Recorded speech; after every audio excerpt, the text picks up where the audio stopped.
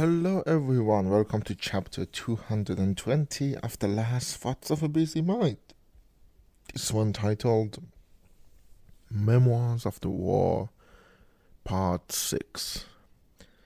It's recorded a week after the last one, but I don't know when you will hear it. Well, the ceasefire got extended indefinitely, it seems, but with the visage of war always there, and another attack seems imminent, like it can happen literally as I'm recording this or next year. I don't know. I'm tired. I'm tired of thinking about it. I'm tired of every waking moment of my life be consumed with whether or not we're gonna get attacked. It sucks. It really sucks. And the international silence is becoming deafening. I know I'm being a little bit harsh. There have been protests against the war. There have been efforts to basically stop it. But, I guess it's hard to think about, 90 million normal people stuck in this war when the goal seems to be eradicating one of the most evil regimes of the world. Except that's not the goal. The goal is to contain it. Set it loose against us instead of on the whole world.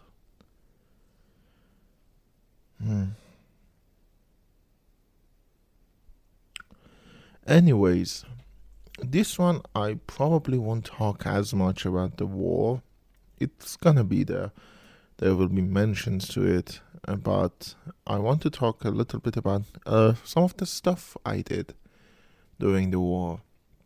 And on that, we go to my drink. My drink is apple juice.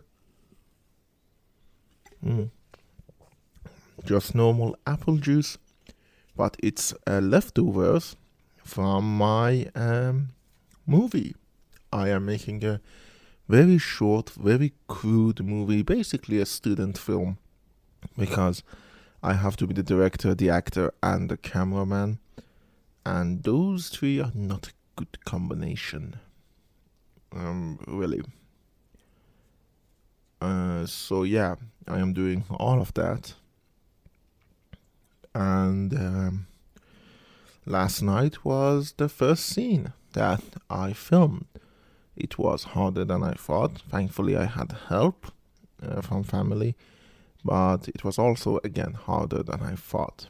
Hopefully, it will turn out to be something worth watching. The reason I did it is because I just needed anything creative to do. Because for the past, almost 2 months. For the past 2 months, I watched a lot of things. I recently watched Wake Up Dead Man, pretty good movie. I watched a lot of things. I watched a lot of shows that I wanted to watch. I watched the morning show, was just for Jeremy Irons in season 4. So I suffered through three seasons to watch Jeremy Irons. I watched Slow Horses, pretty good show. And I watched a bunch of movies. I watched one battle after another. I rewatched some of the stuff that I wanted to rewatch but never seemed to find the time, like Guy Ritchie's Sherlock Holmes and stuff. So yeah, that was good. That was pretty good. Everything is pretty good in that regard of watching. I played a lot of games. I played Mario Odyssey on Switch. Finally, my first 3D Mario game that I finished. And it was really good. Really fun. I'm now playing Legend of Zelda Breath of the Wild and I'm bored out of my fucking mind. And also, I hate weapon degradation. I don't know who came up with that system, but fuck them. I replayed Assassin's Creed 1, didn't hold up as well as I thought it would, and I need to play some more stuff as well. But yeah, alongside them, I've been doing a bunch of organizational stuff. I told you I'm in Tabriz, I'm in my grandmother's house, and many things here haven't been touched in literal decades. There is okay, let me tell you one of the funny ones. One of the projects that I've undertaken while I'm here is organizing my grandmother's old photo albums. Basically, taking all the pictures out, writing on the back of them who are in the picture and what time roughly they were taken, so we can have at least, a grand understanding if future generations went through them. I really like this idea, and by the way, I have to do it for my other grandmother's photo albums when I return to Tehran. And I also was thinking maybe every year I can choose like 50 pictures and have them printed and make my own photo album, because photo albums are just something else, they're their own thing. It's completely different than watching a photo on your phone.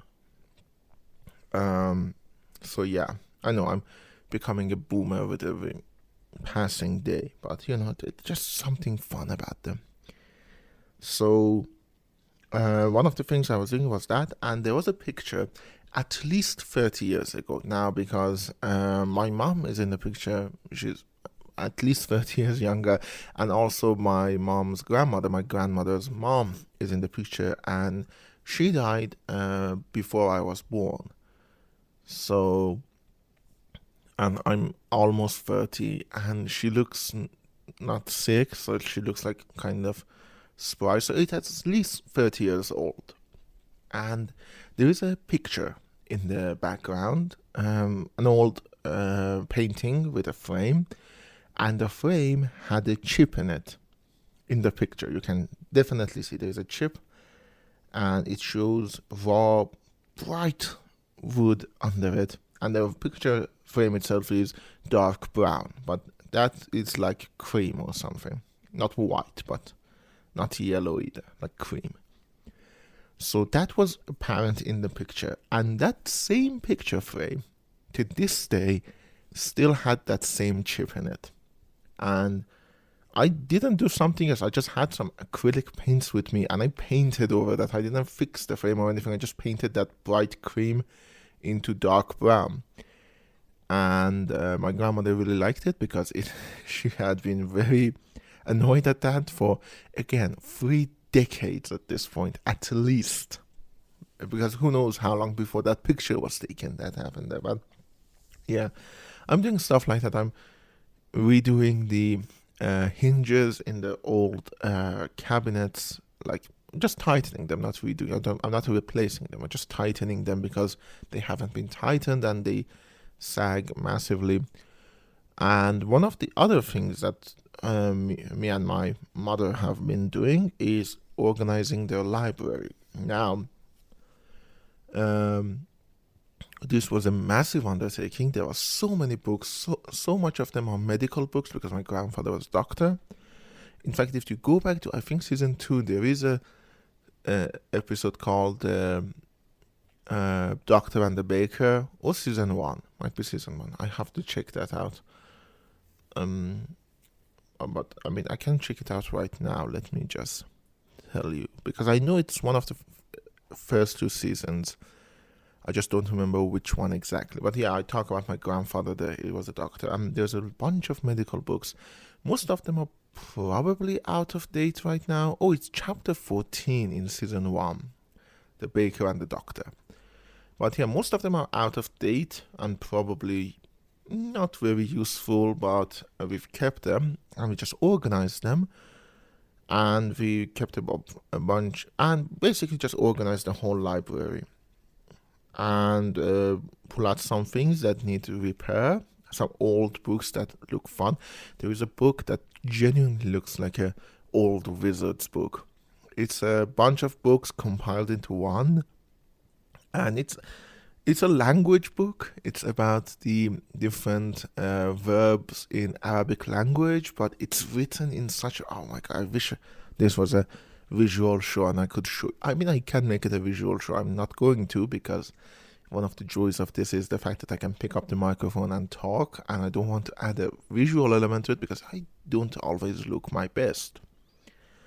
And that will be a massive hindrance. But yeah, I wish I could show it to you. It looked amazing and it needs massive repairs. But yeah, um, we did that. Actually, the first scene I did film was in that library, and I kind of had to organize it to film there. And it looks good. It looks much better than it did before. Generally, it's not a good cabinet. The library, the guy who made it, uh, really didn't know what the fuck he was doing. So it has sagged massively over the years. All of it, not just one shelf or two, all of the structure has been sagging because it wasn't properly supported. So yeah, that's an issue. But, again, I can't do anything about it. But if I had like indescript amount of money, like massive amounts of money, I probably one of the first thing I would do for my grandmother is change that bookshelf. It into something better. But yeah, I did that. Pretty happy about it. There was an old box. Oh, let me tell you about the old box. We found an old box with my grandfather's father's tool in it. He was a carpenter. And so there were a bunch of old tools in it. The box itself was pretty beat up. Some of the wood was great, some of the wood was kind of rotten. No protection on the wood itself. And I did the one thing probably a lot of people out there will condemn me for it, because I know the patina on the wood is something important. I sanded it all off because not all of it was patina and wood. Some of it was just genuine dirt and oil drips because the box was stored under some oil for the, I don't know what you call it. We call it motorhunain Iran, but I know that's not the heating system. My grandfather's house is pretty old. It has its own heating tank. But yeah, it was stored, and so there were some drips on it and all of that. So I sanded it all off and I applied some oil to it, and it looks much better now. And the idea is that we restore the box, put it on display, and put the tools in it in like a sort of fun fashion. Basically, my grandmother jokes I'm making her house into a museum. And maybe that room is definitely kind of museum stuff. But yeah, I did that. I brought some books with me to read. But the problem is, in order to be able to read a book, you need to be calm.